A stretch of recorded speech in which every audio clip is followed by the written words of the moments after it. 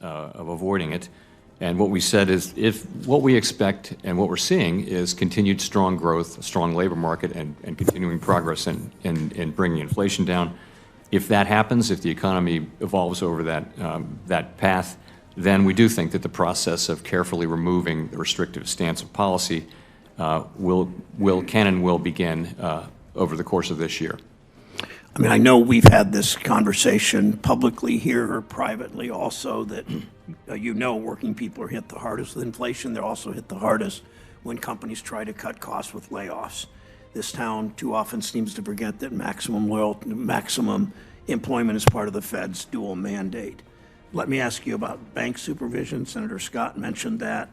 Last year's bank failures illustrate the need for strong oversight. SVB grew too big, too fast. Fed supervision didn't react decisively enough. The Fed, in response, undertook an assessment of its supervisory process to identify and address gaps related to the speed, the force, the agility, if that's the right word, of its supervision. Explain what concrete steps the Federal Reserve's taken to strengthen supervision and any specific areas where work to make improvements is ongoing. So this is a very broad area of work. There are, many people in the Federal Reserve System who are involved in supervision, thousands of them, and there's a rule book, and so there's been careful study and thought and a lot of listening to understand how we can meet those goals of being quicker and more effective. Basically, is how I would say it. If you look at Silicon Valley Bank, we weren't quick enough and we weren't effective enough where we were in, and so we're working hard to develop a new rule book and another set of practices, which is still going to be evidence-based and fair, but it's going to involve earlier interventions and more effective ones. And I think this is work that's ongoing and will be for some time. Thank you. The job of the Fed, of all public officials, is to serve the American people, not their stock portfolios. We've seen abuses in this body. We've seen abuses at the Federal Reserve. I wrote to you last month asking the Fed to identify substantive penalties for board officials who violate the trading rules. Where is that in the process? And I expect these rules in place before the next monetary policy hearing in 6 months. Where is it? We got our own Inspector General gave us 6 things to work on. I read the list from beginning to end, and the 6th one was what you said, and I just said we're going to do all of these. Let's get going. So we've done 5 of them, and we're working on the 6th. And it will be finished within 6 months when you're back? I want to get it right. I certainly hope so and expect so. Expect so is a better answer than hope so. One last question. More and more, many companies use algorithms that combine competitors' price information to engage in what they call dynamic pricing or surge pricing. You know that corporate PR teams worked hard on this. Just another way for corporations to make it harder for consumers to seek out lower prices and to pad corporate profits. Are you concerned that the wide adoption of these price gouging strategies, these pricing schemes, if you will contribute to inflation? I think it works both ways. Let me say this, we're well aware of this trend and we're monitoring it. Remember that prices go down when there's no one in the store, and they go up when there are a lot of people if you're doing dynamic pricing. Same thing with the ride companies. It works both ways. I don't know that it have implication for inflation. It would certainly have implications for consumers who need to be informed. You think that this kind of surge pricing might lower prices overall? That's my understanding is that the idea is that in slow periods, prices actually go down, and in busy periods they go up. But these are sophisticated economists working for these big companies, and they're not going to do things to lower their profits. I think the price mechanism is incredibly important in our economy. I think we need to give companies the freedom to do that as long as they're not fixing prices or failing to disclose the nature of the price changes to the public. I have a few seconds. Research has indicated constrained supply was behind a significant amount of the inflation we've seen over the last few years. If the supply chain, for instance, of autos had been more resilient, or if there had been more housing availability, would that have made your job easier? Yes, in a word. Yeah, a big part of the inflation was, and we saw it in 2023, when the supply chain problems unwound And when the labor supply shock that we had unwound as well, we saw inflation come down very quickly in the second half of the year. But it's also down to tight monetary policies playing a role as well. Which leads me to the plea with you to speak out about inflation, about the contribution of corporate profits and greed to inflation. Thank you.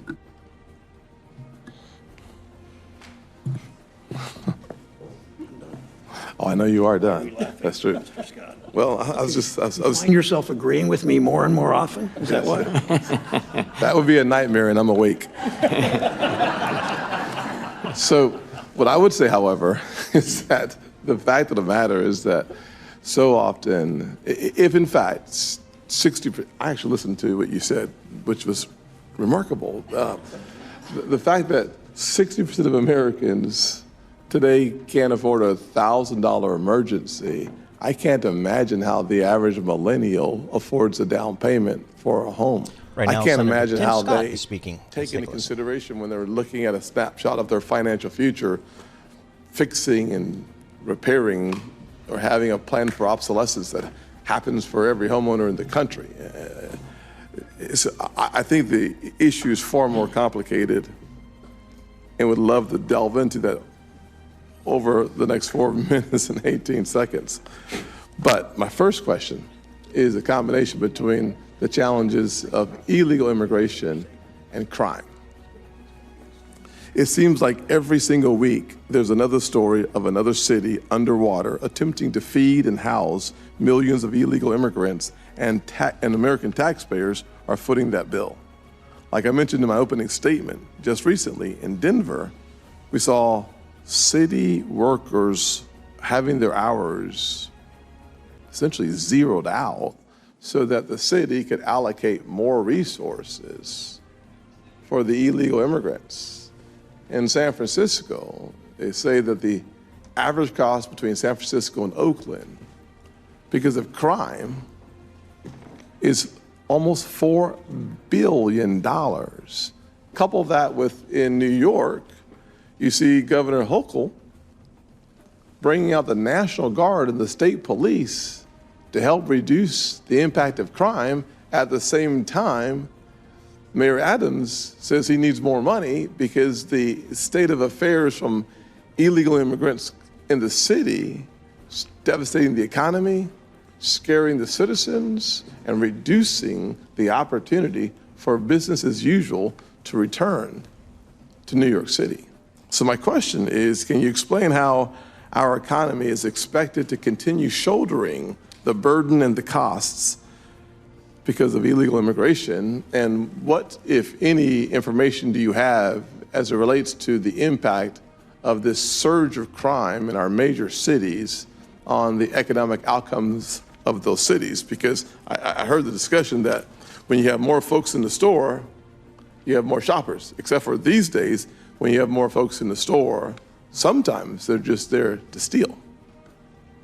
So you quoted my statement earlier, and it was an accurate quote, for which I thank you. But I would say right before that, what I said was immigration policy, very important, very much under discussion, and it's none of our business. We don't set immigration policy, and we don't comment on it. So. But you commented on immigration. So my point, though, is that when you're going to tell a story, please tell the whole story, especially when the nation is frustrated by nearly 10 million folks by the end of this year coming into the country and having the kind of negative impact on prices, on crime, on the challenges that everyday Americans, especially Americans living in the poorest parts of America, face on a daily basis. So as you accurately quoted, I said over time. So I was referring to the history, which with you agreed. So I was staying as far as I possibly could from the current political context. And it's really not appropriate for us. We're independent. We like to remain that way. And the way we do that, one of the ways, is by staying out of political issues that we really aren't assigned. And so the kinds of issues you're talking about are very, very real. I don't deny that, but they're really not for us. So the Fed does not consider the impact of 10 million illegal immigrants coming to our country and the costs associated with those illegal immigrants, nor do they consider the impact on states like New York or California or Illinois, where the devastation of crime ravaging the poorest Americans has an impact. We don't take that into consideration. So, we do, and so does the Congressional Budget Office, we do try to estimate population, and we try to estimate the effect of immigration, legal or illegal, on the size of the workforce and on GDP. If you look at the Congressional Budget Office has, as you probably know, a detailed assessment of all the things like that. We don't really have a way, and we do look at the finances in the aggregate of state and local governments, and the hiring that they do. So that's something we look at, but we wouldn't do a very specific assessment like that. I mean, CBO probably would, but we wouldn't do that. Thank you. Mr. Scott, Senator Menendez of New Jersey is recognized. Thank you, Mr. Chairman. Before I begin my questions, I want to celebrate that in the past year we have seen the first Latino Federal Reserve governor and the first ever Latino Federal Reserve Bank president. These are historic milestones that show we are finally making progress, something that I have been at for quite some time, to the leadership of our economic institutions. So I want to applaud that. And Mr. Chairman, I hope that progress can continue and extend to the rest of the Federal Reserve staff.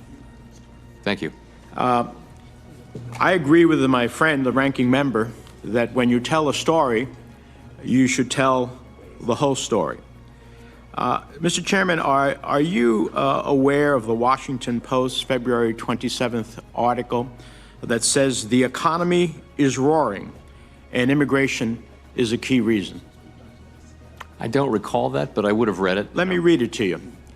Immigration has propelled the U.S. job market further than just about anyone expected, helping cement the country's economic rebound from the pandemic as the most robust in the world. It goes on to say, economists and labor experts say the surge in employment was ultimately key to solving unprecedented gaps in the economy that threaten the country's ability to recover from prolonged shutdowns. Would you take issue with those statements?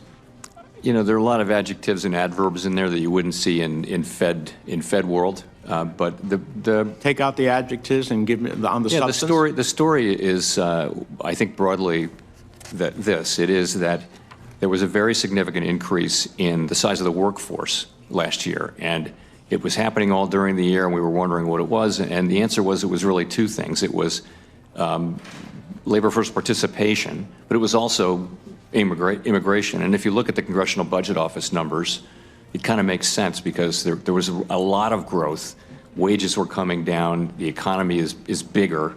And those are probably in part affected. This is without making any judgments on immigration or immigration policy, but I think that's an economic fact. I'm not suggesting that. I'm just suggesting the facts are that we had 10 or 11 million jobs that were going unfulfilled in our economy.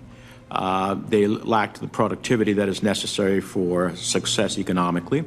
And as part of that, clearly, immigration helped fuel part of our revival coming out of the pandemic. In fact, those were the people who were the essential workers when the rest of us were staying home.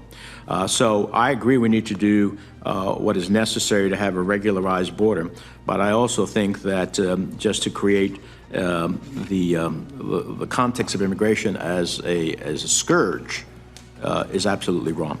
Let me turn to another question. In my view, the sticky inflation we've been seeing in the housing sector is principally due to the massive nationwide housing shortage. The Fed's monetary policy report attributes the shortage to restrictive zoning, high interest rates, and tighter underwriting by banks. I would also add to that list underfunding of key HUD programs that shore up and expand our supply of affordable housing. If the housing supply shortage continues to grow, are we likely to see continued housing inflation? Yes, we are. And housing is already becoming less and less affordable for low and middle income Americans. According to the National Low Income Housing Coalition's 2023 Out of Reach report, a worker earning the minimum wage in New Jersey would have to work 2 full-time jobs to afford a modest one-bedroom rental home at fair market rent. Do you agree that increasingly unaffordable housing is a problem for the economy? I think there are two things going on. One is a longer-term housing shortage, and the other is the pandemic effects and the associated higher interest rates, which are things that will pass through. When all that passes through and rates are normalized, we'll still have the underlying housing shortage, and it's going to be causing upward pressure on housing prices. Now, the monetary policy report noted that, quote, home purchases by low-income households have fallen disproportionately more because mortgage lenders impose maximums on the ratio of a borrower's debt service payments to the borrower's income. I'm worried about how this dynamic will interact with the recently proposed capital requirements proposal, which, according to analysis from the Urban Institute, would disproportionately increase the cost of mortgages for Black, Hispanic, and low- and income moderate borrowers. Given this, isn't there a risk that if the capital rules implemented without changes, that it could make it even harder for disadvantaged borrowers to attain home ownership? There is a risk like that, and we're very focused on it. And hopefully you're working to mitigate it. Yes. Thank you. Thank you, Mr. Chairman. Thanks, Chairman. Senator Rounds from South Dakota. Thank you, Mr. Chairman. Chairman Powell, welcome back. Look, first of all, I've appreciated the way that you've approached the discussions in front of this committee, and I understand your desire to stay as neutral as possible with regard to the politics involved in an election year. But I do have some questions here, specifically with regard to the Basel III Endgame proposal. An analysis of that proposal found that 97% were either opposing it or expressing substantial concerns. In the hearing last March on the Monetary Policy Report, you stated that the Federal Reserve is a consensus organization, and you said, and I quote, I will do everything I can possibly to bring people together in consensus and have a capital framework that could be broadly supported. My question to that is, do you currently believe that there is a consensus on this capital framework? I believe that we will have one. I'm fairly confident that we will have such a consensus when we do move forward. So we could expect that you will probably not call a vote on the proposal until you believe that there is a consensus? I think that's right. I mean, we're just in the process of digesting the comments and then making the appropriate changes. Thank you.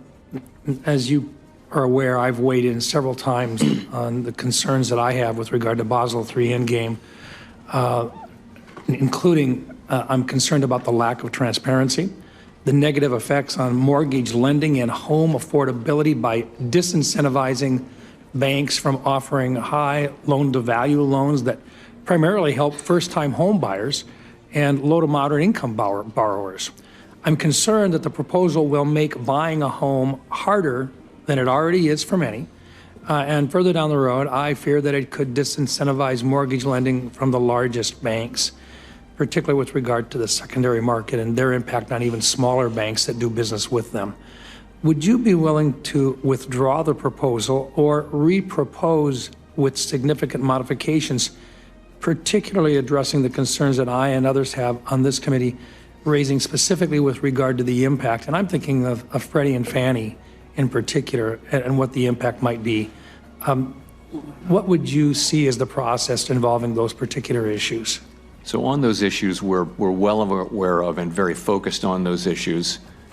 We haven't decided what to do about that yet, but we get it on those issues. In terms of process, we're not at the stage of making that decision. I will say if it turns out to be appropriate when we get to that point for us to repropose parts or all of the thing, then we won't hesitate to do so. Okay, thank you. Makes me feel a little bit better because I do think there are some very serious problems that would occur if the Basel III Endgame as proposed goes into effect. And I most certainly am hoping that the Federal Reserve will find a consensus on this. And it sounds like that may very well include some significant modifications if it were to be brought at all. Is that a fair statement? I expect there will be material and broad changes to the proposal before it comes back to the committee for consideration, the board for consideration. Thank you, sir. Let's just, with regard to the economy today, a limited level of price growth is believed to help facilitate economic expansion, reduce the risk of recession, and help businesses and consumers plan. However, during the Biden administration, we saw inflation climb to 13%, and those prices are now the new norm. I know that you make it a policy not to comment on the administration's fiscal policy, but it is well known that I really do believe that high inflation and high prices have been a direct result of President Biden's policies, failed in many cases, that the Federal Reserve has limited tools to address some of the problems that these policies created. We talk about supply side versus demand side on these costs. What have been some of the unintended consequences from raising the federal funds rate as rapidly as you felt that you had to as the chair and as the committee? What are some of those? I know that we talked a little bit about SVP and the failure there, their inability to look at treasuries and the increasing interest rates and so forth, but can you talk a little bit about some of the things that you've seen that were negative with regard to trying to respond to those high inflation rates? Yes. So high interest rates are hard for businesses. They're hard for people. They're the thing they're the tool that we have to use to bring inflation down. And our job at this time, when high inflation comes, it is the Fed's job to restore price stability, and that's what we're doing. You point to the losses in banks. That was a very substantial thing, and obviously the supervisors, and that was us, didn't get to that problem. We were aware of it, but we didn't probably appreciate it enough. Another surprise, though, is that we were able to get this far and get inflation down this quickly without seeing a big increase in unemployment. And that's just a great result. That's just a surprise. It's not consistent with the historical record, but it's a really positive thing.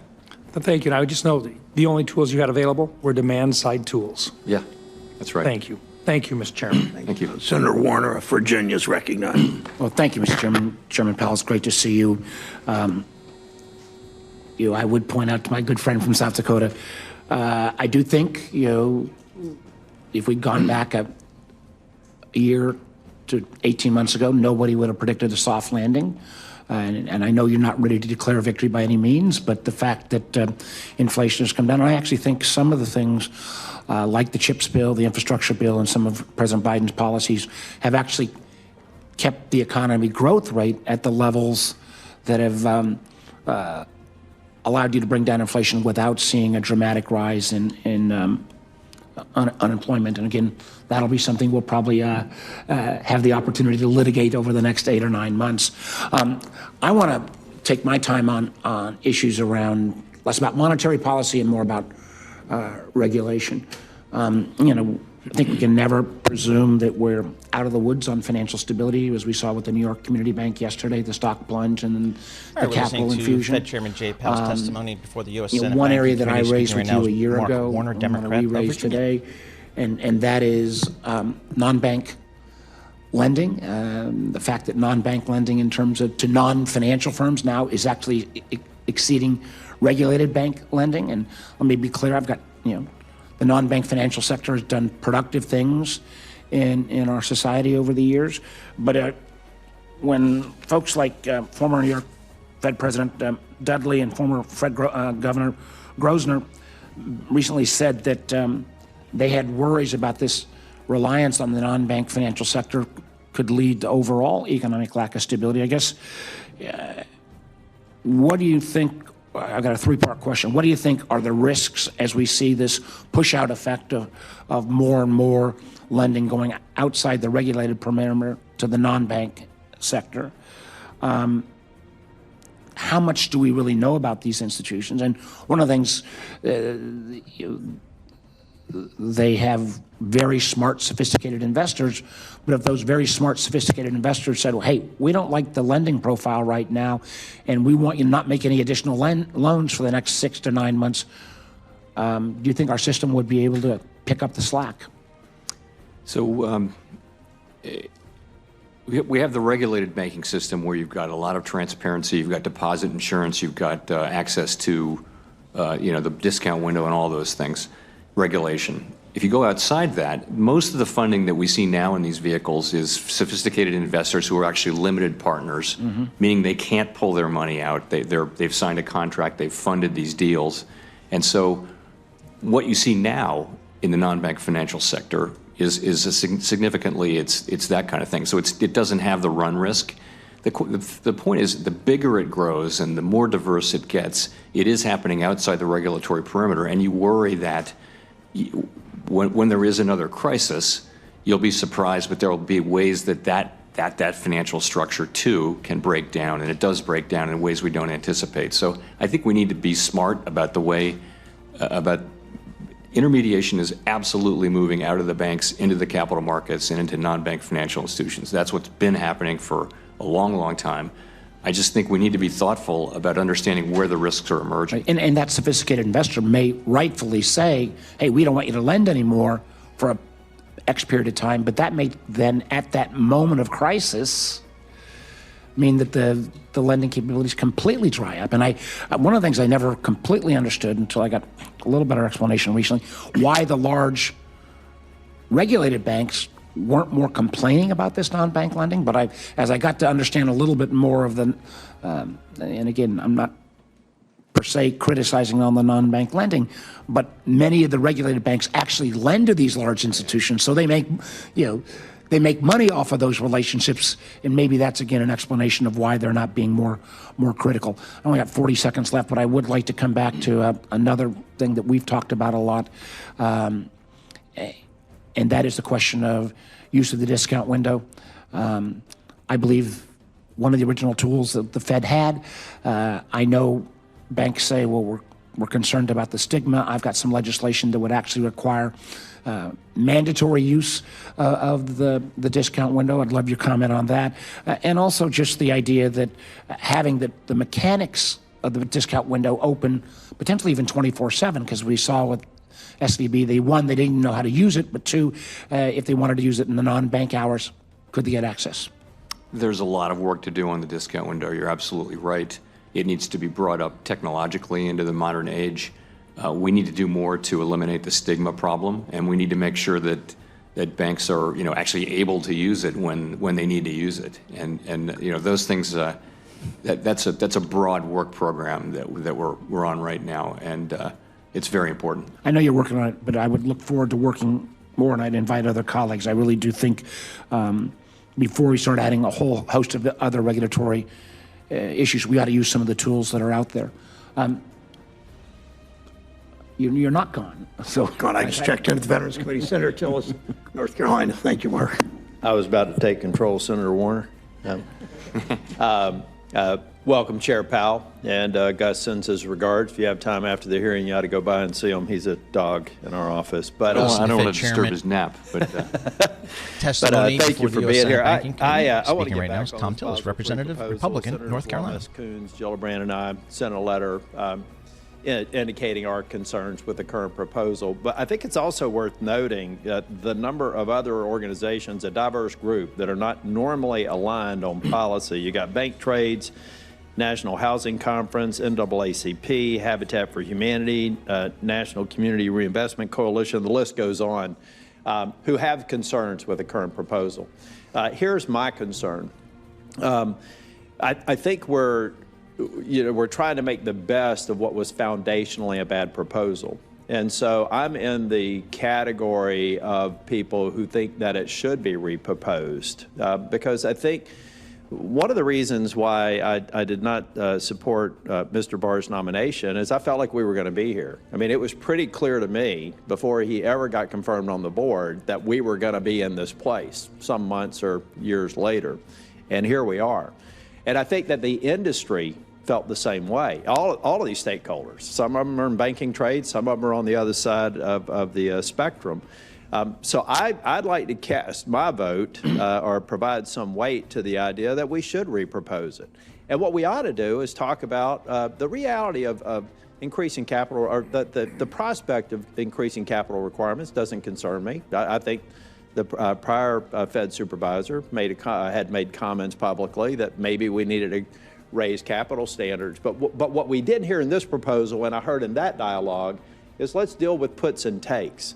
Let's talk about raising capital requirements, but let's also talk about reducing the cost of the regulatory burden today if we can do it responsibly.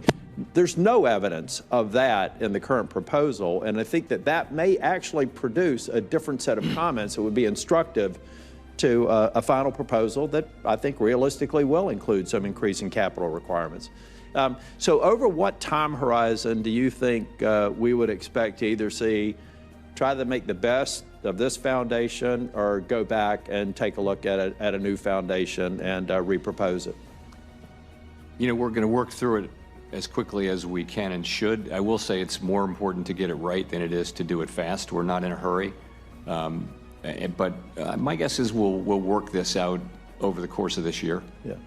Well, if you take a look at the outsized cost of operational risk, the long list of concerns that I have publicly and privately expressed on the current proposal, I do think sometimes it's easier to knock down what I think is a poor foundation and build a better house. So again, just wanted to make that comment publicly. I got a question about shrinkflation. I tell you, some of these words that we come up with, but President Biden's using the idea of shrinkflation and chastising manufacturers for creating smaller portion sizes for potato chips. I'll use that as one example. But if you have rising input cost, and you're not able to control that, and you're in a marginal business to begin with, and now you're saying you can't even reduce the quantities. How does a business that's not making a profit make that work?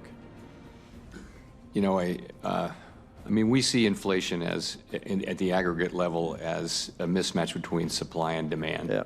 And as we've seen supply get better and we've seen demand cool off a bit, it was very hot coming out of the pandemic. We see inflation coming down. We saw food inflation between 2010 and 2021 at 18% over 11 years. And over the last 3 years, we've seen it at 21%. I think that we have a industry that's trying to actually provide products that consumers want, and now they're being chastised for trying to figure out how to make the numbers work. So this whole idea of shrinkflation is just confounding to me. I'm going to submit some for the record. I want to stay on time. But I have a question. I think the chair mentioned, if I misunderstood this, I'm sure the chair will clarify, but I thought in his opening comments, he suggested that stock buybacks and paying out dividends were a key factor in inflation. Do you, as just a matter of policy, see stock buybacks and dividends as one of the top 5 reasons we're experiencing the inflation we have right now? First, I guess I see stock buybacks and dividends as just the same thing in a different form. And I don't know, I wouldn't comment on anything the chair even may have said. Yeah. Well, I'd like to avoid that. I don't think, I'm not going to ask you about policy because I think you're consistent on that, but I just can't imagine that if we decided to outlaw stock buybacks and dividend payments, that would have a material effect on inflation. So I'm not going to ask you to respond to that, but there are some people that by inference you could assume that they think that would be helpful. I just, for one, I'm not an economist, but I just can't imagine that it would be, one of the things that would make your job easier. Can you at least opine on that? Banning stock buybacks and dividends? Yeah. Yeah, I think that would be quite a change in our capital markets. Yeah, me too. I mean, shareholders, this is just money going back to shareholders from companies that have nothing to do with it. Okay, thank you, Mr. Chair. Well done, Senator Tilley.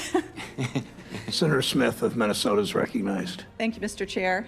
And thank you, Chair Powell. It's great to see you here again. I appreciate your testimony. And I'm going to focus my questions on housing and housing affordability. As you have well pointed out, overall prices have moderated We're listening to Fed Chairman considerably Jerome since Powell's the Fed testimony began before the raising U.S. rates. Yet Senate housing Banking Committee. costs Speaking have right now remained is Tina stubbornly, Smith, a Democrat from resilient Minnesota. or high, leaving us really no closer to addressing the affordability crisis that I think that we have, and this was there well before the pandemic.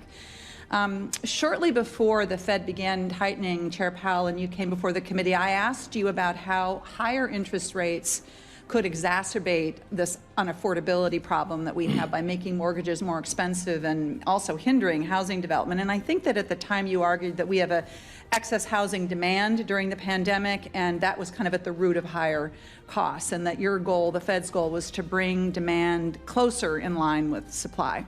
So my first question is this. So the housing market has cooled significantly over the last 2 years. Is it your view that it has cooled enough so that housing supply and demand is better in balance? And following on that, given the Fed's limited tools, understanding that, at what point will you think that you've done all that you can to lower housing demand? My view is that we're well past time in Congress to take action on the housing supply side, but I'm interested in how you see this dynamic. So we're not focused so much on housing and housing inflation. We're really focused on the aggregate, which is also goods and non-housing services. That's way more than half of the PCE inflation. There are things in the housing sector that we didn't fully anticipate. One of them just was that people in very low interest rate homes with very low interest rate mortgages aren't selling. Right. So the quantity of homes that's available is incredibly low, and that's why it's very little in the way of existing home sales, and that drives up existing home sale prices, but also new home sale prices. So again, there's two sets of factors. There's the longer run issue, but then there's the factors associated with the pandemic and the inflation and our response to it. I think as the overall inflation continues to come down and rates then come down, you'll see the housing market start to heal and get better, and housing affordability should go up again. But you're still going to be left with the longer-term problem of supply. Right. I think that's right. I mean, what I see in Minnesota is that higher interest rates are, of course, driving up the cost of construction. They're driving up the cost of mortgage rates. You're seeing people who aren't leaving a house that maybe is a little too small for them because they can't afford it, that the housing, just as you're saying, people are staying in their homes longer. And so there's sort of this double whammy of construction slowing at the same time that there is this great need to address housing supply. One of the things that is happening, it's interesting, a recent analysis by Zillow found that the monthly mortgage payment let me get this right. A recent analysis by Zillow found that the monthly mortgage payment on a home, on a $343,000 home, assuming 10% down payment, is about $2,200 a month. Okay, so $2,200 a month. That means the cost of owning a typical home is higher than 30% of median income, which is kind of the measure of affordability. And so we've got a lot of issues with people just being priced out of the housing market. So from where I sit, the cumulative issues of higher mortgage rates are just really a challenge. And until we can get to the bottom of that, we're going to have a hard time addressing the housing affordability challenge that we have. Would you like to comment on that? Yes, I agree with all of that. I mean, home prices don't actually go into the calculation of inflation. It's really rents and owner's equivalent rent. But I agree, the housing market is in a very, very difficult situation. And, the sooner we can get back to price stability and restore interest rates to lower levels, the sooner it can start healing. Yeah, thank you. Thank you, Mr. Chair. Thank you, Senator Smith. Senator Kennedy of Louisiana is recognized. Mr. Chairman, thank you for being here. Thank you for your services. I think I've said before, I believe you and your team probably saved the world economy during the pandemic economic meltdown when the whole world wanted dollars by establishing the currency swap line. So I thank you for that.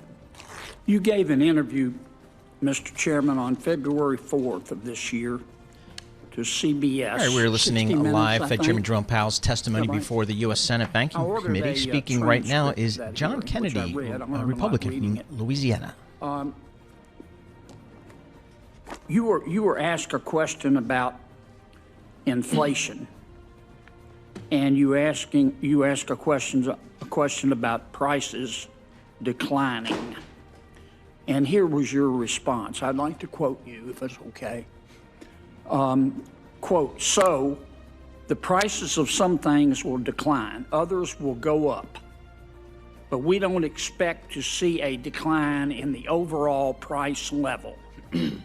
That doesn't tend to happen in economies except in very negative circumstances." End quote. Did I quote you accurately? I believe you did. Okay. Later in the interview, you were asked about the national debt. Do you recall that? I don't actually, but I'm sure that's right. Okay. Well, at least according to the transcript, your answer was and again, I'm quoting you, in the long run, the United States is on an unsustainable fiscal path. The U.S. federal government's on an unsustainable fiscal path. And that just means that the debt is growing faster than the economy. So it is unsustainable, end quote. Do you remember saying that? I've said that many times. I think that's uncontroversial. Okay. Later in the interview, you said, I want to quote, "You know, I would just say this, integrity is priceless. And at the end, that's all you have. And we plan on keeping ours," end quote. Is that an accurate statement? Yes, it is. Okay. That's why I want to ask you about the FDIC. Have you read the article in the Wall Street Journal entitled, quote, "Strip clubs, lewd photos, and a boozy hotel, the toxic atmosphere at bank regulator FDIC," end quote? I think I did read that a couple months ago. Did you read the article entitled, I quote again, "FDIC lawyer stayed on paid leave for weeks after child porn arrest," end quote? I don't remember that one. Okay, did you read the article entitled, also in the Wall Street Journal, quote, "FDIC chair, known for temper, ignored bad behavior in workplace," end quote? Honestly, I don't. I read so much, I can't, I remember the broad story, but not particular stories. Did you read the article in which a former female employee of the FDIC allegedly recalled her male colleagues saying women needed to use sex to get ahead at the FDIC? I do not recall that. No. Okay. Did you read the article in which a female risk management examiner during a lunch with a male examiner said she had become friendly with that examiner, and he complained to her about his marriage, allegedly, telling her he wasn't getting enough sex. And she allegedly said, quote, "Obviously if I walked," or he allegedly said, "Obviously if I walked into this office and you were naked, I'd fuck you right here," end quote. I do not remember that, and I think I would. Okay. Do you remember the article about Mr. Randall Ditch, a supervisory examiner in Denver, who allegedly was demoted in 2014 to a non-supervisory examiner position in Tulsa after having sex twice with a subordinate female employee and a number of other rule violations? In this article, it says, allegedly, Mr. Ditch had urged the woman to not, quote, "be a pussy," close quote, and drink a shot of whiskey during work hours, the records show. Do you recall that? I do not recollect that. Okay. No. Here's my question. I could go on for a while. Could go on, but you're not going to go on. So All right, let's get an update on these markets right here. How about that, Alex? We hit S&P 500. It's up 45 points, 0.9%. You got the Dow Jones Industrials up 0.5%, 200 points, 38,800. And the NASDAQ leading the way up 1% to 16,200 on the NASDAQ. Yeah. How about that? We will return to the Senate Banking Committee. Yes. And Fed Chair Jay Powell. We did exit that for a moment. Senator Sherrod Brown was having a very interesting line of conversation that we weren't entirely clear what that had to do with monetary policy, No, it was actually, inflation, or growth. So we sort of wanted to get out of that and see what was happening in the market. It was John Kennedy, the Republican from Louisiana, who's with that line of commentary, line of questioning. So we'll get back to that one later on. But I'm just looking at these markets here. I'm going to call out Bitcoin, too, up 1.5%, 67,500. Looking at the yield space, I mean, we got yields kind of steady right here. 10-year Treasury, it's kind of flat at 4.11% here. So that's kind of keeping our attention there as well. Euro, because on the back of the ECB data, The euro is about 1.09 on your euro, and I like to call out the yen for Tom Keene. It is stronger on the expectations that the Bank of Japan may raise rates. The yen's up almost about 0.8%, 148.17 on the yen. Also, what's interesting, too, is you take a look at the stock market. Yes, we are higher, so there's that situation also. But Novo Nordisk, and I bring this back to the AI conversation, Novo Nordisk had a result about one of their weight loss drug pills. Now this we're would talking. be huge, right? Because wouldn't be a shot, right, etc. Maybe be easier to get out. Maybe it's cheaper eventually to buy or manufacture. I don't know. The jury's still out on that one. But so there's a pill form. And what I think is so interesting about this is that it's like AI in that there's the hype, but the numbers actually deliver, right? Like NVIDIA keeps coming back and delivering numbers. Novo Nordisk keeps coming back and innovating and delivering numbers, which then justifies the kind of move that we've seen in these guys. Yeah, so there's a lot going on here still in the marketplace. But again, kind of all-time highs for the marketplace, kind of getting your attention there for sure. Right now, let's head back to the Fed Chair, Jerome Powell, his testimony before the U.S. Senate Banking Committee. Is this the G-rated or the X-rated? We really hope it's the G-rated. Yeah, we really hope it's the G-rated. If not, we'll come back and talk about Novo Nordisk again. Yeah, absolutely. Let's go down to Washington right now. To lower inflation. So, to the continued conversation, and I know a point that you've made that about how inflation has a disproportionate impact on lower income households who are focused on spending more of their monthly budgets on housing. How is the Fed's monetary policy impacting the supply of affordable rentals? I don't know that we're affecting the supply of affordable housing. If you think of affordable housing as something that's connected to some sort of government program, that's not our bailiwick. I mean, clearly interest rates do affect the affordability of housing, though. And there was a key point that you made in an earlier I think reference about and in your response to Senator Smith about the monetary policy and the calculation of rents. Can you just spend just briefly talk about that? I want to have one last issue I want to get to before I run out of time. It's hard to talk about it briefly. It's actually very conceptually challenging to think about housing inflation. Do you include the costs of financing it? Do you include the sale prices? And the answer is we don't. We convert ownership into an imputed rent, and that's 2/3 of homes are owned. And then we actually measure rents, but leases only turn over once a year. So you look at market rents, and what's happening with newly signed leases may be very different from what was happening a year ago. So it's complicated, but the good thing is we understand all that, and we look through that. We look at housing services overall as one of the three important categories, along with non-housing services and goods inflation. Thank you for that. In the line of affordability and housing, again, sort of very general, I think, to the broad monetary policy and state of our economy and unique to California. And I raised this with Secretary Yellen when she was here as well, the insurance gaps that are presenting themselves due to the impact of climate change. Where 1 in 5 residents in California live in areas of that risk flooding, and all 58 counties have a history of flood damage.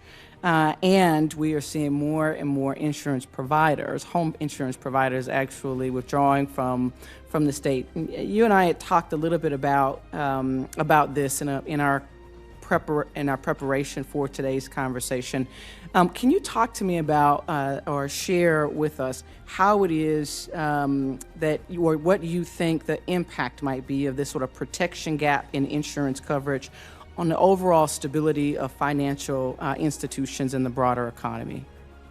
So it is clear that insurance of various different kinds, housing insurance, but also automobile insurance and things like that, that's been a significant source of inflation over the last few years. And it's to do with a million different factors. It's nothing that we control from a regulatory or supervisory standpoint. In the longer term, companies are withdrawing from writing insurance in some coastal areas, and you got to think 10 years from now, how are you going to get housing insurance? And maybe the government will have to step in, but it's a significant issue. Thank you, Chair Powell. Thank you. Senator is next. Yeah, Vance. Senator Vance of Ohio is recognized. Thanks, Mr. Chair, and my gratitude to you and the ranking member for doing this hearing, and thank you, Chairman Powell, for being here. It's good to see you again. I think these hearings are always very important. Actually, give us an opportunity to sort of provide some oversight to what's going on at the Fed, and better understand some of the things that you guys are doing. Fed Chairman Jay Powell, he testifies before the U.S. Senate Banking Committee in Washington. Speaking right now is J.D. Vance, Republican of Ohio. Specifically, the way that they have, there have been various proposals to sort of draw them down to focus on the regional banks. And to just go back to sort of one of the most significant crises, obviously, in our banking sector, of course, the collapse of SVB and First Republic. You and I have spoken in private and I believe in public, but one of the concerns that I have is when we talk about increasing capital requirements on the banks, if the banks were under higher capital requirements in the run-up to the crisis, there's maybe an argument that SVB, for example, would have bought more long-term treasuries, which would, of course, would have exposed their balance sheet to even more treasury bond risk, and that, of course, would have maybe hastened the collapse of SVB. And I guess I want to start here with, when we talk about, some of the Basel regulations, what was the original intent? In other words, what was the original sort of proposal for which banks would fall under those regulations and which would escape them? You mean this time around, or I mean earlier on? This time around. So it's the 37 largest banks. It's down to, well, there's 4 categories of banks, including the G-SIBs, and this is down through the 4th category. The proposal that's out there now, I think, does extend to Category 4 as well as 3, 2, and 1. So what's the minimum assets under management that you guys have proposed, the current billion. Basel regulations? 100 billion. 100 billion. Yeah. And sort of that sort of gets to my concern here, because I know there's some discussion about whether you'd apply them at $700 billion of AUM or $100 billion of AUM. And maybe you could just sort of walk me through that decision process at the Fed, where you guys are and what would sort of justify drawing down from a $700 billion threshold to a $100 billion threshold. So there's the G-SIBs, there's the 8 identified G-SIBs, and then there's 1 category 2, I guess, and then there are the big regionals, and those tend to be well-known big regional banks, and they're Category 3, and one of them's a 2, I guess, but they have a different tailored level of regulation. And then Category 4 had significant tailoring, and the question is, we have to ask the question, since SVB was a Category 4, we've got to ask the question, what, if anything, needs to be changed in the way they were regulated, supervised from a capital and liquidity standpoint. So there was tailoring all the way down, and then below 100, of course, those are community banks, and that's a different regime as well. This makes sense. We want to have a diverse banking sector. That's a great benefit to our country, and very unusual for an advanced economy. So it's something we want to preserve. Yeah, and I'm sure you know, Chairman Powell, but just to put this on the record, I mean, a lot of the commercial lending, a lot of the real estate lending, a lot of the consumer lending, about half of that lending, consumer lending, is provided by the regional banks. I believe the Huntington in my home state of Columbus is the #1 SBA lender in the entire country. So these, to your point, I think these do provide incredibly important benefits to our economy. And you hear a lot of people talk about the American economic miracle, and I do wonder if part of that is because we don't have the same type of financial system that has sort of dominated in Western Europe and other first world economies. I'm curious, in the process of amending the Basel requirements, have you guys made a decision about where to set the threshold yet, and when do you expect to set that threshold? We haven't made any final decisions. We put out for proposals some months ago, a proposal, and we've gotten a lot of comments, as I'm sure you're aware. We're chewing through those and digesting them, and we're just beginning now to sit down and talk about the changes that will appropriately make to the original proposal. And when do you expect to sort of issue a final proposal? I think it's going to take some time. I think it's more important to do it right than it is to do it fast. My guess is we'll get through this and be done over the course of this year, but it could be faster than that. It could be slower than that. So I'm wondering, just being mindful of time, I have about 30 seconds left. Would you be willing to commit to say that in the process of amending, the Fed will remove the regional bank drawdown and limit Basel's application directly to the G-SIBs or $700 billion or above? I can't get that specific at this point, but we're clearly looking at the whole tailoring issue. I appreciate that. And again, I just repeat, Chairman Powell, given what actually happened with the banking sector with SVB and First Republic, I just encourage you guys not to apply a regulation that doesn't actually solve the underlying problem. And I fear that if you apply this to banks of $100 billion and above, you actually are doing just that. So with that in mind, I'll yield. Thanks, Mr. Chair. Thanks, Senator Vance. Senator Tester of Montana is recognized. Yeah, thank you, Chairman Brown, and thank you for being here, Chair Powell.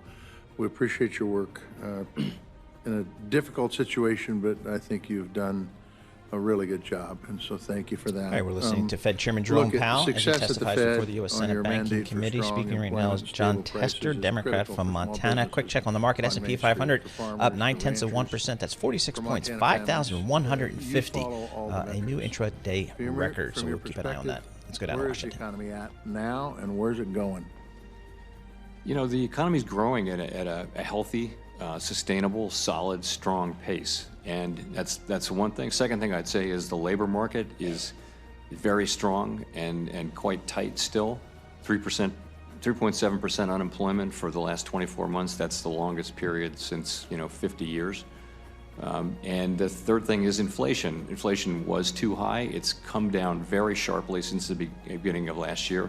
If you look at the 12-month number, the headline number has come down from the 5s down to 2.4. And the core number is at 2.8. I think it was at 4.9 a year ago. So these are big declines. So we're in a very different place, in a healthy place. We're going to use our tools to try to keep that strong economy, keep that strong labor market, while we continue to make progress on inflation. One of the areas where there has been inflation, and I don't exactly know where it's at now, but food rose quite rapidly. And by the way, I'm a farmer. We didn't get much of that. In fact, we didn't get any of it. Prices now, compared to what they were a year ago, are actually off. Compared to where they're 6 years ago, they're up. But compared to where they're a year ago, they're down. And so my question to you, Chairman Powell, is there anything you can do specifically to deal with food costs? So as I'm telling a farmer his business, but if you look at the food cost to the consumer, part of that is commodity costs. And that was partly spiked because of Ukraine, grains and oil and that kind of thing. But the rest of it is a lot of costs in the supply chain, from when it leaves the farm to get collected and processed and trucked around and then put on the shelves and then the stores. All of those costs are just part of the general economy. So as the labor market cools off from its overheated status 2 years ago, you will see, and you have seen, food inflation flattening out. And so, the really high rates of inflation have come down. The prices, of course, have not. Correct. I would just say that cattle's doing better. Grain actually has dropped in price at the farm gate, and I don't want to get into that debate with you at all because we probably agree, but it'd take too long, take too much time. We got other stuff to talk about. I'd be learning from you. You've discussed in previous hearings the impacts that the pandemic, shutdowns and supply chain issues have had on economies globally. How does the U.S. economy look today compared to our competitor nations, particularly China? Well, I start with the advanced economies. We're doing the best of anybody. We've got the strongest growth and the lowest inflation of the advanced economies. China is a whole different story. China is having significant difficulties with its economy right now, and they're in a very different place than we are. And so, to repeat that, what I heard you say is that the economy of the United States is basically in better shape than any other economy in the world? Any other major economy, yes. Yes, okay. Look, one of the other challenges out there is housing in communities all across this country, whether you're in Montana, whether you're in a city in Ohio. Workforce housing in particular is a top priority, top commodity, so to speak. Plenty of folks, great organizations are working to address this. I meet them every day and I appreciate the work they're doing. But how do these housing supplies issues show up in the data that the FOMC uses to make decisions? So housing prices don't go into the data. Housing starts and renovations and things like that are just business activity, and that shows up. But when it comes to inflation, we convert ownership into an imputed rent, and then we look at rents. And Okay. so that's how we look at all that. So we're not directly affected by changes in housing prices, but over time those will drive rents up. So is it fair to ask, are there economic trends that you see for housing? Yes, so there's two big things going on. One is we have this underlying shortage of housing, and it's due to things like difficulties of zoning. A lot of the close in to cities, places are already built, and so more difficult to get zoning, more difficult to get people and materials and all that. That's one thing, and that's not going away. Then there's just a ton of things happening because of the pandemic, because of inflation, because of higher rates. And those are, in the short term, those have they're weighing on the housing market. But as rates come down and that all goes through the economy, we're still going to be back to a place where we don't have enough housing. Well, once again, thank you, Chairman Powell, for your work. I very much appreciate it. Thank you, Chairman Brown. Thanks, Senator Tester. Senator Kramer of North Dakota. Thank you, Mr. Chairman. Chairman Powell, good to see you. Thank you for being here. It's been a rather uneventful couple of days for you, considering you've spent 2 days in this place. And I'm not going to upset that, by the way, just so you know. But I did appreciate your response earlier to Senator Scott when he asked about immigration, when you said the Fed hasn't been assigned that. Well, so I want to bring up something else you haven't been assigned to that you and I talked about before the U.S. Senate Banking Committee in Washington, D.C. Speaking right now is Kevin Kramer, a Republican from North Dakota. In terms of the markets higher today. S&P 500 up 0.9%, 5,150. I think is one of yours. Stay in our lane, similar to what you said probably to Senator Scott. But that said, in October, the Fed, the OCC, the FDIC issued climate guidance, as you know, for management of covered institutions. And so I'm just kind of curious, did Congress somewhere along the line give the Fed authority over climate policy as well? Or is that another one of those things that somebody just took on? And I realize you're not the dictator of the Fed, only the chairman of the Fed. But I'd be interested in, as the chairman, your views on it. Our assignment is the safety and soundness of banks, and that they understand and can manage the risks that they face. That's our assignment. And we said in climate world we would do two and only two things. One of them was to do illustrative stress scenarios, scenarios, not stress scenarios, climate scenarios, so that the banks are already doing this. The large banks who are subject to this, they're already doing it because they're doing business internationally and they don't have any choice. So we said we'd do that, and we also said that we'd offer guidance on not on the level of climate risk or anything like that, just on what you had to do to be in a position to assess. And that's, for my thinking, that's it. That's what we're doing. And we're not doing it. There are no new initiatives. We're not going to change our capital requirements to reflect climate risk or anything like that. I'm really determined that we are not a climate policymaker, and that is really the business of elected officials. Very good, thank you. I'm going to bring up one other topic I don't know that's been brought up today, and that's central bank digital currency. I think from a lot of my friends out there, I think there's I know there's some confusion. I mean, I'm easy to confuse, but there are a lot of people that get confused about what is meant by the administration's, admonition to continue researching, experimenting, looking at some sort of central bank digital currency.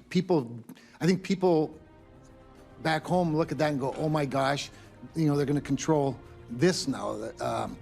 And could you maybe just differentiate a little bit what people think of in terms of a Bitcoin or their held digital currencies versus what a central bank digital currency, who, in my view, should emulate cash, right? It still should be about the dollar, not about some different kind of currency. Could you just sort of help people back home better understand why they shouldn't be quite so frightened? First of all, I want to say that we're nowhere near recommending or let alone adopting a central bank digital currency in any form. But the idea is that as technology has evolved, money has become digital. So, but the government doesn't issue digital money. It's digital. If you look at your bank account, people don't hold those physical dollars. They're digital.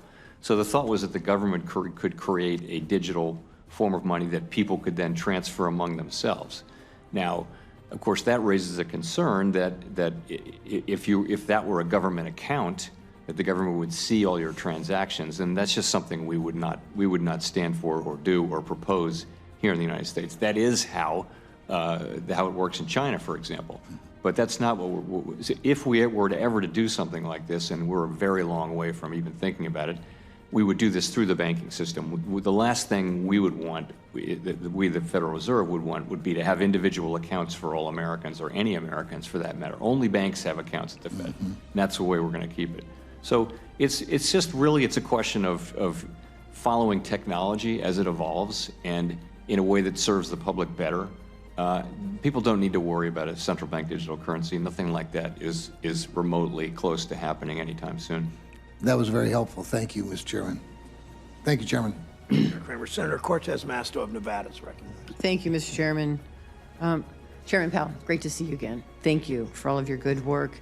I want to talk a little bit about the commercial real estate. We're listening to Fed Chairman, Fed Chair Jerome Powell testimony before the U.S. Senate Banking Committee. Speaking right now is Catherine Cortez Masto, Democrat from Nevada, S&P 500, up 0.8%, 42 points, 5,147. Prices continue to decline, especially in the office, retail, and multifamily sectors.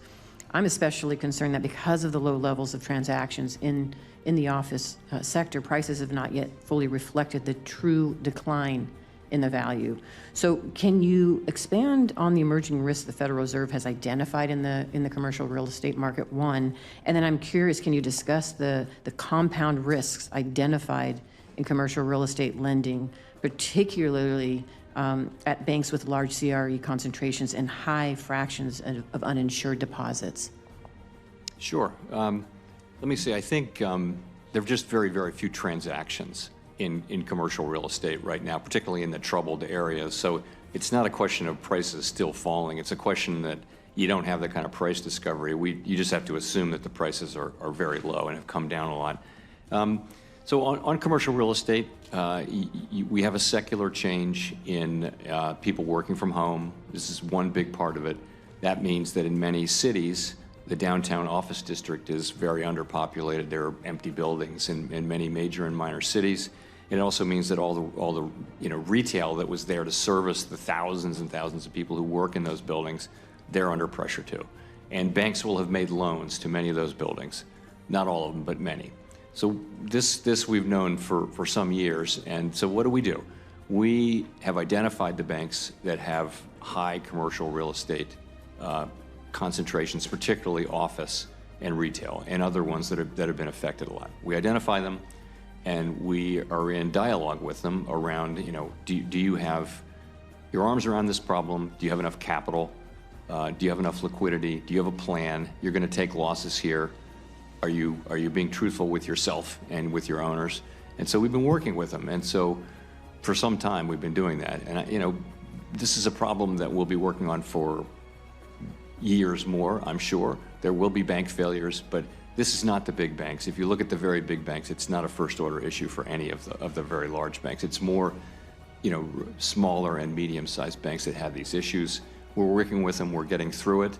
I think it's manageable is the word I would use, but it's a very active thing for us and the other regulators, and it will be for some time. Thank you. Do you have concerns? Let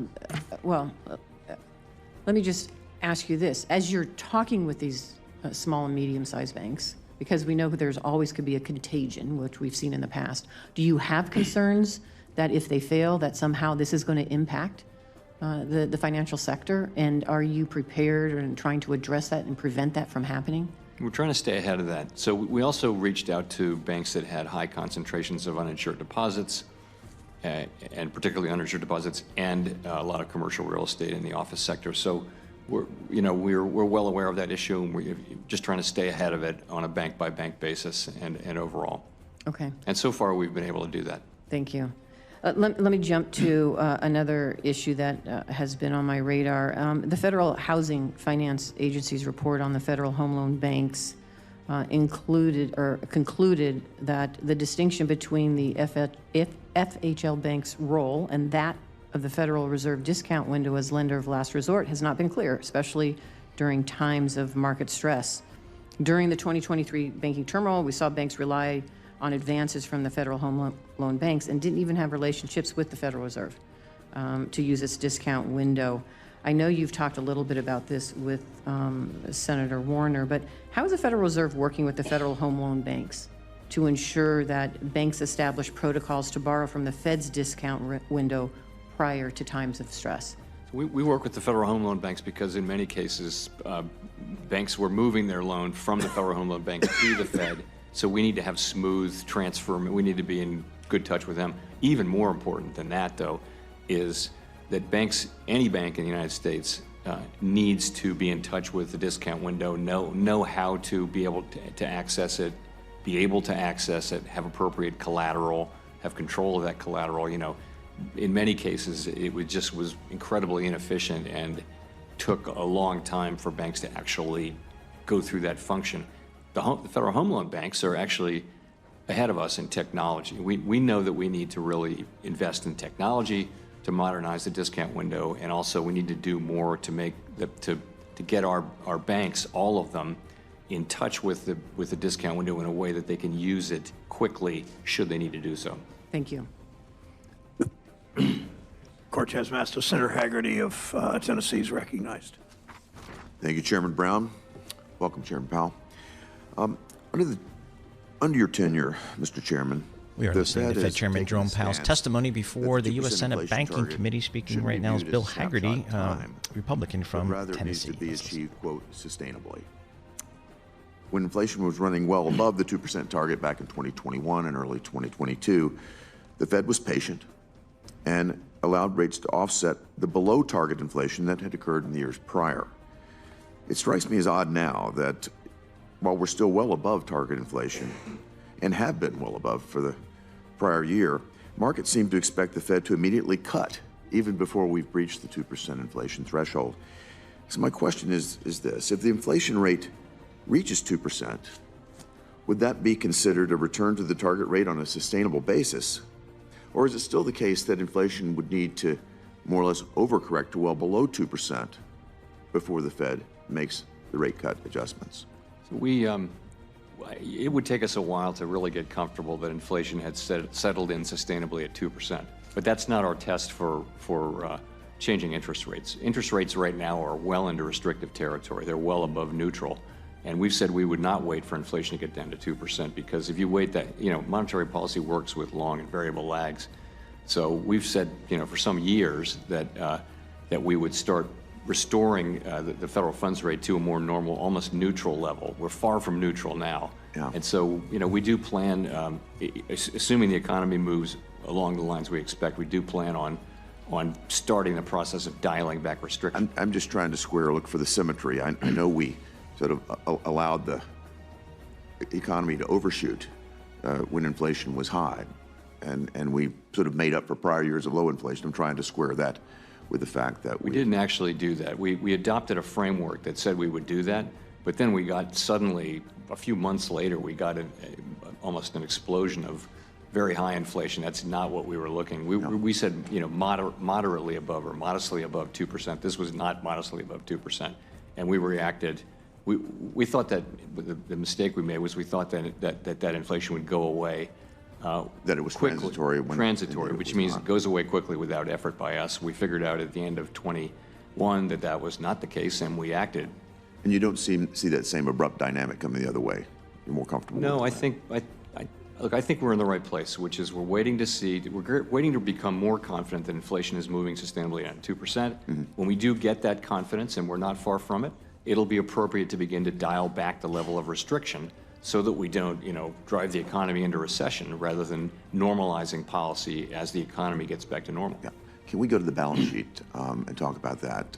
We've seen a dramatic expansion of the Fed's balance sheet over the past couple of decades. In 2005, it was at $800 billion. It's at $7.5 trillion today. It's doubled since the pandemic was underway. And through quantitative tapering, the Fed is attempting to reduce its footprint. And the concern I have is, on the other hand, government spending tends to just continue to be profligate. We're running now a $1 trillion deficit every 100 days, and we're flooding the market with Treasury debt, and we're putting upward pressure on interest rates as a result.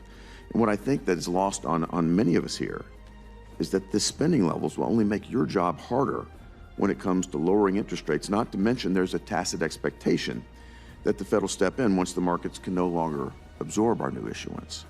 I think this is a very serious problem. I think it deserves more attention. And I think we're now at a point where your objectives may be, very much at odds with the behavior of our fiscal policy. Am I missing something here, Mr. Chairman, or does increased net issuance by the Treasury lead to higher rates? I mean, in principle, more supply should lead to modestly higher rates, but that's not going to affect what we do. That's not a problem for us. Our balance sheet normalization is running very much as expected. We've decreased the size of our holdings by almost $1.5 trillion. I hear you. I think it's troubling that we continue to put fiscal pressure by continuing to put, again, we're running a deficit of $1 trillion every 100 days, and the issuance is required to deal with that. We're putting a lot more pressure, I think, on the Fed, and again, making your job harder. I think we need to take that into consideration. Another component of this topic, your colleague Governor Waller said he'd like the Fed to shift its holdings toward a larger share of short-term treasuries. Back prior to the financial crisis, about 1/3 of the Fed's holdings were in bills. Now they're around 3% of your total securities holdings. Do you share the goal with Governor Waller? And if so, how long will it take us to get there? Take a while. That's an issue. We're in our FOMC meeting in a couple of weeks. We're going to have our first really deep dive on what to do with the balance sheet. That's one of the issues. I don't think we'll deal with that at this meeting, but over time, you'd love not to own a lot of MBS, and I can see a case for shortening the maturity, but it's not something that would happen quickly, and we're not actively looking at that. That's sort of a longer term aspiration that I think he was. Just one final point, Mr. Chair, and you and I have talked about this before. We're in an election year. You're getting a lot of pressure, I hear, from lawmakers to adjust rates. I'm not telling you to raise rates or lower rates, but I'm just here to emphasize the fact that the credibility of the Fed depends on your remaining data-driven. The credibility of our currency as the reserve currency of the world depends on that, and I encourage you to continue to maintain that posture. Thank you. Will do. Thanks, Senator Haggard. Senator Warren of Massachusetts is recognized. Thank you, Mr. Chairman. So it's been a year since we had the second, third, and fourth largest We're now bank listening failures to in Senator American Elizabeth history. Warren, Democrat from Massachusetts, Greedy bank at executives the were part Joe of the Powell problem. testimony The Fed, before as the U.S. Senate Banking regulator Committee. of the biggest banks, was part of the problem. Under your leadership and direction, the Fed steadily weakened rules for the biggest billionaire banks, exactly the banks that failed last March. In other words, Chair Powell, you failed to do your job to keep these big banks in line. Now, when these banks blew up, you went into spin mode, promising that the Fed would do better. After years of hemming and hawing, you finally agreed to put in place Basel III rules that would strengthen capital standards for the biggest banks. And I mean the biggest banks. The Fed's proposed rule would apply to only 37 of the nation's 4,500 banks, only the banks that have $100 billion or more in capital. Now, Chair Powell, when you testified before this committee last June, I asked you about taking responsibility for bank failures. And you said, quote, "The main responsibility I take is to learn the right lessons from this and to undertake to address them so we don't have a situation like this where we had unexpectedly a large bank fail and spread contagion into the banking system," end quote. And as part of learning those lessons, you also said, quote, that you agree with and support, end quote, Vice Chair for Supervision Barr's recommendations for strengthening the Fed's rules and supervisory practices for the big banks, and that you're, quote, confident they will lead to a stronger and more resilient banking system, end quote. So I just want to be clear. You haven't backed down from any of your comments from a year ago, have you, Chair Powell? Right lessons, don't let this happen again, supporting Vice Chair Barr's recommendations, which include stronger capital standards. No. You still stand by all that? Yeah. Good. I'm glad to hear that. Now, I understand that those 37 big banks don't like higher capital rules because they are like insurance. They would make the banks safer, but they cost a little money and would nip into the bank's profits. So these 37 banks are swinging their very considerable weight around to try to weaken the capital rules. They've spent tens of millions of dollars running ads during Sunday night football, and millions more for an army of lobbyists to try to twist arms here in Congress. Impressive spending, but who exactly are they trying to impress? A man on the inside? You know, despite all you said last year when the banks failed about supporting Vice Chair Barr's recommendations to strengthen rules for big banks, public reporting now says that you are driving efforts inside the Fed to weaken the capital rule. You even told the House Financial Services Committee representatives yesterday that you think it's, quote, very plausible, close quote, that you withdraw the rule. As one analyst put it, quote, I don't think they will pass a final rule without Powell's support, suggesting that the rules will have to be weakened, quote, to appease Powell. So, Chair Powell, I'm having trouble reconciling the statements you made last year, which you say you hold on to, statements you made when the headlines were all about 3 giant bank failures, and now your reported efforts to quietly weaken the rules that would strengthen capital standards for giant banks and prevent more bank failures. So let me just give you a chance to clarify the record here. Are you committed to finalizing the strongest version of the Basel III capital rules this year? Let me first say that we have taken and are taking many more steps to deal with the problems that revealed themselves with Silicon Valley Bank, and that's around supervision. We'll have a strong liquidity. I appreciate that, but I'm just asking about the Basel III rules, the ones that you have been required for years now to put in place and have dragged your feet on. The Basel III rules are not directly related. They're not the thing that is directly related to Silicon Valley Bank. As you point out, they're a longer run thing, and I would just say that we put them out for comment. We got the comments. Anybody's free to go read the comments. My view is that it will be appropriate to make material and broad changes to that before we finalize it. And in terms of, I didn't say that... Material and broad changes to strengthen the rules?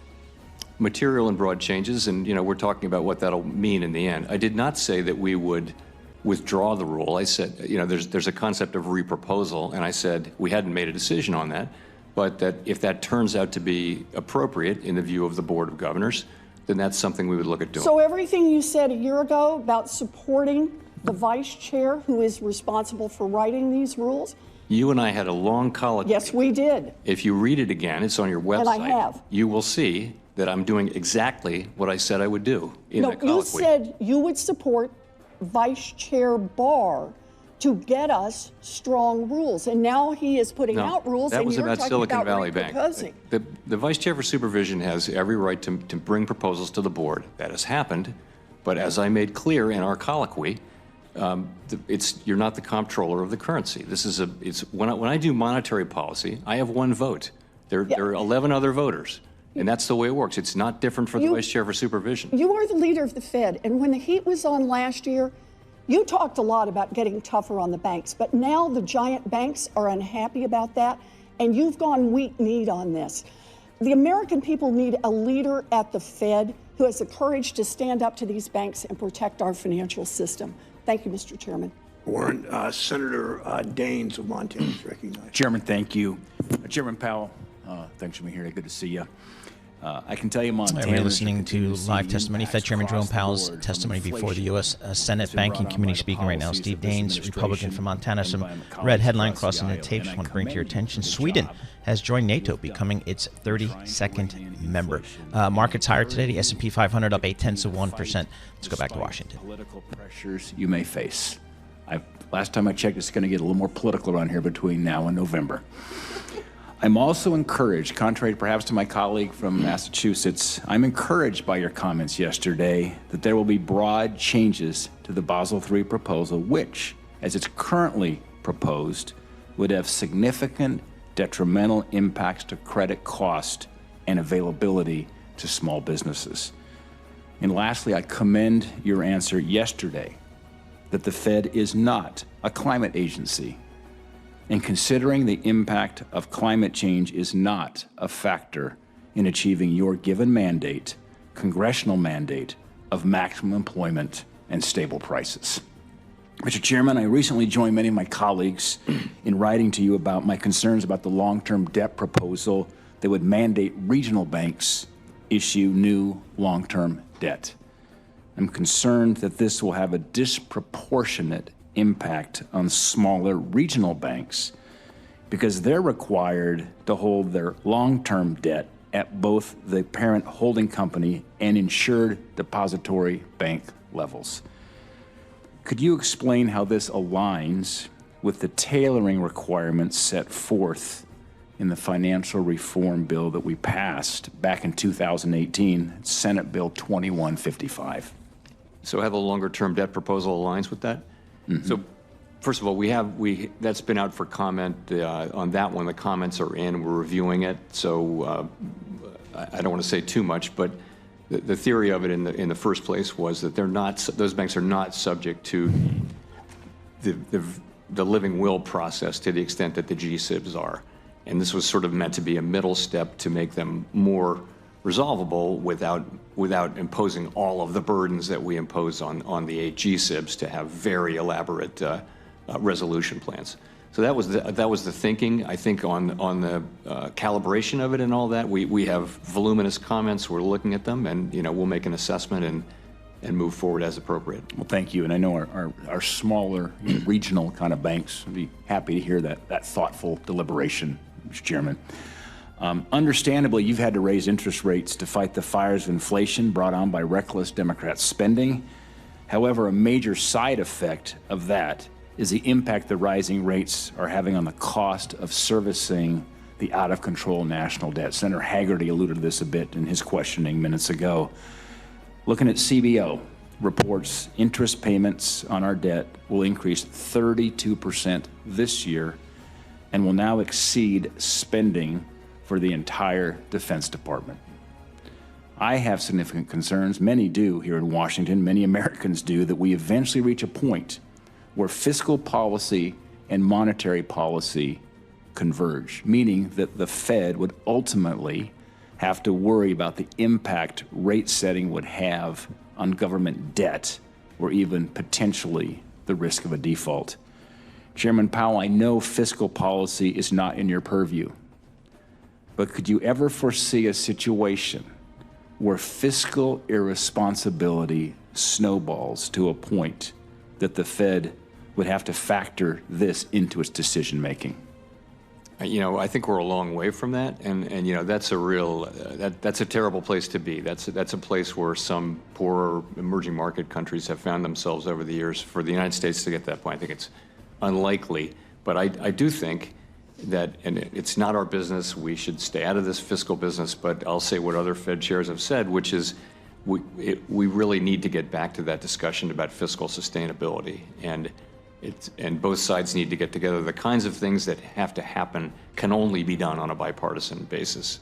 And so I really hope that we go back to a place where those discussions are happening again. I've heard from a number of stakeholders about upcoming changes to liquidity regs, including a new ultra-short-term liquidity requirement. As with any policy decision, establishing the facts matters. It's important that financial regulators have a complete, thorough understanding of the financial environment before releasing a half-baked proposal, rule, or guidance. My question is, what do you believe is a sufficient time period that would allow your agency to accurately calibrate new sound and reasonable liquidity requirements? That is a great question, and one we're struggling with, particularly with all the other things that are going on. We're looking at some, and this is in response to Silicon Valley Bank, we're looking at some liquidity innovations, and we're asking ourselves, which form should that take, and how long should it be out for comment, and that sort of thing. We're not ready to do that yet, but that's the question we're asking. Follow-on question, then I'm finished, Mr. Chairman. Will you confirm that prior to the Federal Reserve issuing any new liquidity requirements, it will first conduct all necessary data collection that would allow for meaningful analysis of all potential policy options? And please keep your answer short, Mr. Chairman. Maybe. No. That's very short. Thank you. I can't, we can talk about this more, but I don't want to make a really specific commitment like that without talking to the people who are carefully in touch with this. But that is the right thought. Thanks, Chairman. Thank you, Senator. Fetterman from Pennsylvania is recognized.